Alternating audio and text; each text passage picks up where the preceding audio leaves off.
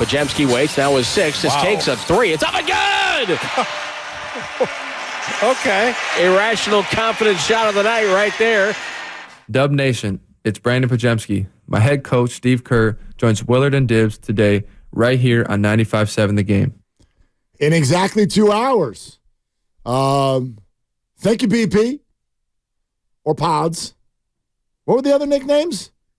Was that it? Just BP and Pods? Poughkeepsie. Yeah, Poughkeepsie. Yeah. Yep, there's that one. Pajowski. I like Pajowski. Yep. Poughkeepsie Kid. Pajowski. Right, and Krzyzewski. Those are the nicknames that we've come up with so far. Yeah. So far.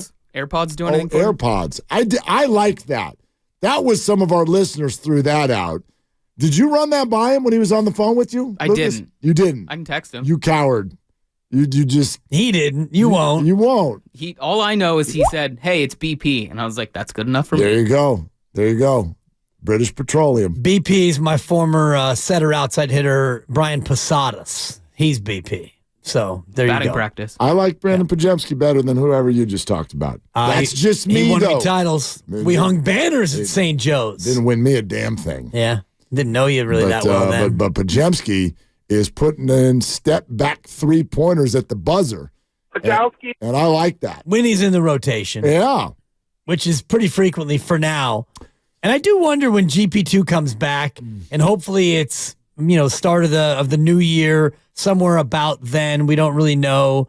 No official timeline's been released, but when he comes back, now all of a sudden we've got an 11-man rotation when we're only playing 9. Are we playing 10? Hey, Steve, how do you feel about playing 11? Hey, Steve, do we lose you? It gets to be sticky, though, because the guys who would be the odd man out are not going to be the odd man out. I said this right before we walked in here today. Do you remember when Steve came on last Wednesday and he started the conversation by being like, oh, I knew I was going to have to come on with you guys and face the music. And he was very self-deprecating and immediately jumped right in with, I messed up. I messed up by pulling Moses Moody out of the game. That was a poor coaching job on my part. Okay? So there was that conversation. I bet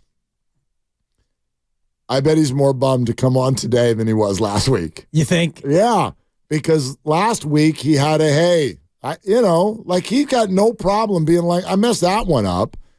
But this one, I think people have a similar number of questions, and he doesn't have good answers. But they won. I know, but there aren't good answers. This is the only thing I want to say today with regard to this conversation we're having, which is called a rotation sensation. I agree with a lot of what everyone's saying. Cha-ching! On my side, though, I want to acknowledge how difficult it is for Steve to do what everyone's asking him to do, which is make everybody happy. All 12 guys should have some minutes, and if any of them are playing well, you keep them in. Well, good Lord.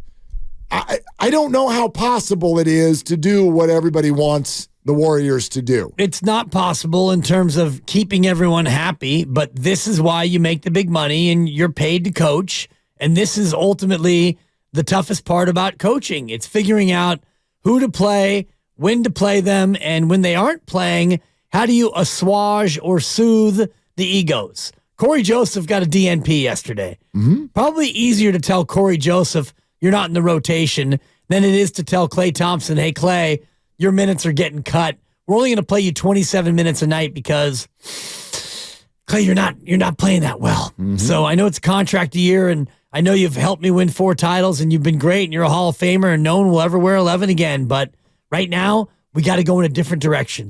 That's hard. You want to bench me? I'm trying. I don't want to bench you. I want to limit you. You want to bench me? We're going to limit you, Klay. We're going to limit your minutes. You want to bench Wiggs? You want to bench me and Wiggs? Did you guys? Is that what you're insinuating? I'm sorry, Granny. Go ahead. Did you guys catch Klay Thompson's rotation kind of pattern last night? I mean, it changed in the second half. He checked out with 7 minutes left in the third quarter and did not come back in until less than 6 minutes to go in the fourth. So he sat out a whole quarter. New point. Steve is not afraid to do what everybody thinks he's afraid to do.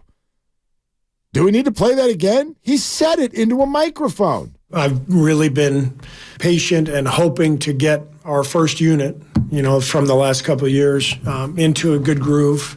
It's just easier to play and to coach when everybody knows exactly where they fit in. And role players, it's easier to play a role when, there's kind of a set rotation and, the stars are playing well and all that. So everything, the puzzle kind of fits. So to be honest, the puzzle hasn't fit this year. And we've had a lot of guys playing well, but we may have to think about, moving the starting lineup around game to game, depending on who we're facing. I'd still prefer to get something solid, but we haven't really established anything this year. And we're a quarter of the way through. So there's definitely, a lot of thought that's going to have to go into this. I mean, these are the Golden State Warriors. This coaching staff and this ownership group is not going to just be like, oh, well, not working. Well, let's just lose this year. You don't think that, do you? I don't think that they're scared of Klay Thompson. I don't think that it's fear. I do think it's loyalty. And that's well said. That's well said. So and you look at what Grandy just pointed out, and that was a great point. They were down 9 when Klay went to the bench, and then when he came back in, they were down 6.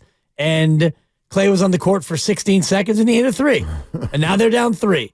So maybe that little 12-minute stint on the bench provided him the rest and the motivation to come in, and he knocked down a 27-footer off a Kuminga assist, and away we go. But I don't think that he's afraid to do that, but I do think that he's loyal to the vets because in Steve's career, think about where he's been and what he's done. He mentioned his Bulls experience. He was with the Spurs, and they did well with a veteran core, and he's come here and won titles with a certain group of guys. So it's what he's known, and it's what he's known is successful. So you can't expect Steve Kerr to abandon a core principle. One of his core principles is veteran good players are the way to ride. You ride with them, and it's not ride or die. It's ride and win.